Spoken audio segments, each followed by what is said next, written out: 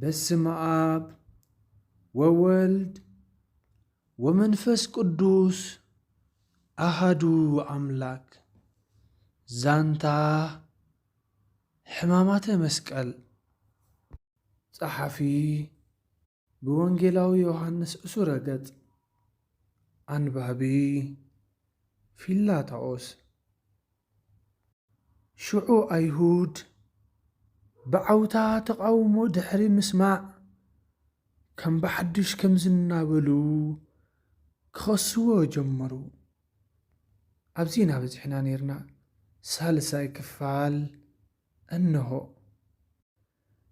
ቤተ አይሁድ ሓቢሮም እዚ ሰብ እዚ ነቲ ብ46 ዓመት ዝሃነጽናዮ ቤተ መቕደስና ብሓደ መዓልቲ ኣፍሪሰ ብ3 መዓልቲ ካሃንጾየ እናበለ ብሓሶት ተዛሪቡ ኣሎ። ስለዚ ከይተጠራጠርካ ስቐሎ ዝብል ሓበራዊ ድምፂ እናስምዑ ሆ በሉ። ሽዑ ጲላጦስ መልሱ ንምሃብ ስቕ ንኽብሉ ኢዱ እናመልከተ ሓንሳብ በሎም። ኩሎም ከዓ ጸጥ በሉ። ሽዑ ጲላጦስ እዚ ብዛዕባ ቤተ መቕደስኩም ኢልኩም ዘሎ ኣይትእመንዎ፣ ቤተ መቕደስኩም ከዓ ሓልዉ። ካብኡ ሓሊፉ ግን ነታ ቤተ መቕደስ ምስ ኣፍረሳ ሽዑ ክስቀል ሽዑ እውን ክቕተል እዩ ኢሉ ዘረብኡ ፈጸመ። ቤተ አይሁድ ዘረባ ጲላጦስ ክሰምዑ ድሕሪ ምጽናሕ ኩልቲ ኣብ ልዕሊ ጐይታ ክፍጽምዎ ዝሓሰቡ ዝነበሩ ቅንዋተ ስቓይ ዝበነነ ኾይኑ ተሰምዖም እሞ ንጹህ ደም ብዘይምፍሳሶም ኣመና ጓሃዩ። ንንጉስ ጲላጦስ ከዓ ከም ብሓድሽ ካልእ ክሲ ብምልዓል ከምዚ እናበሉ ተሟገትዎ። እዚ ሰብ እዚ ኣንጻር ቄሳር ከም ዝኾነ ኩልና ንፈልጥ ኢና። ስለዚ ነዚ ሰብኣይ እዚ እንተዘይሰቒልካዮ ፈታዊ ቄሳር ኣይኮንካን ብምባል ኣበርቲዖም ተቃወምዎ።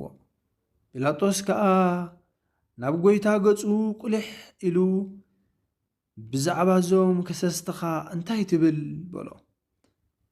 ምንጪ ጥበብ ዝኾነ ጐይታና መድሓኒናን ኢየሱስ ክርስቶስ ግና ብግዜ መከራ ዕጉሳት ዘይነማርር ኣመስገንቲ ምእንቲ ክንከውን ብምባል ሓንቲ ግዜ እውን ትኹን ኣፉ ኣይከፈተን።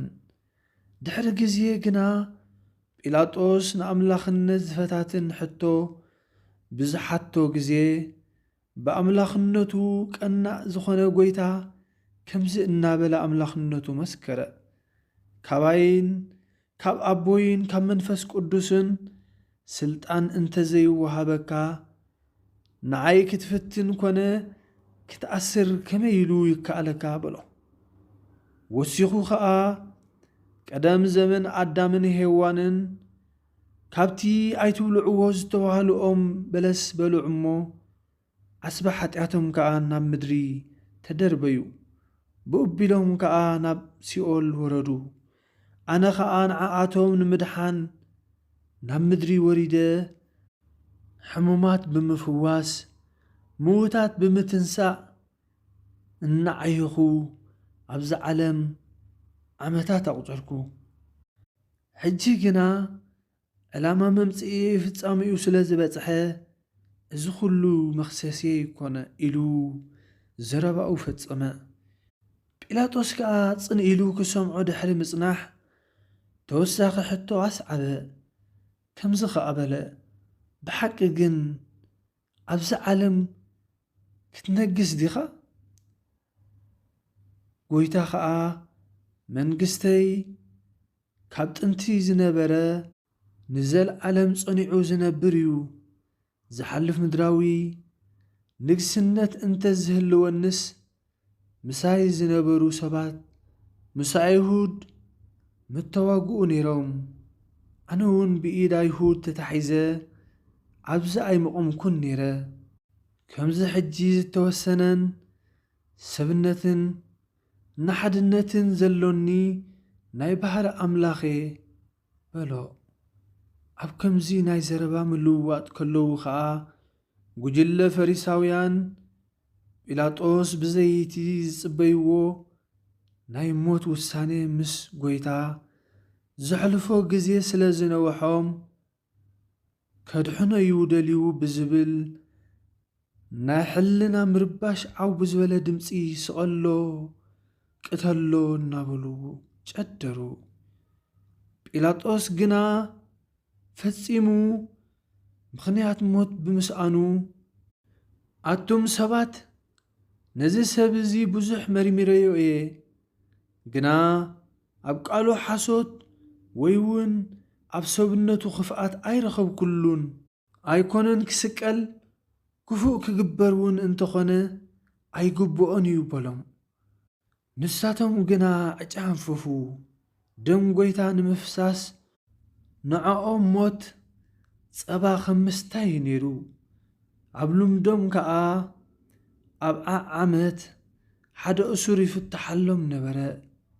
ኣብዚ ጊዜ እዚ ጐይታ ምስ በርባን ክልተ ሸፋቱን ማለት ጥጦስን ዳክረስን ተታሒዙ ነበረ። ጲላጦስ ከዓ ንኢየሱስ ክፈትሓሎም ነቶም ሰለስተ ግና ስቐልዎም በሎም።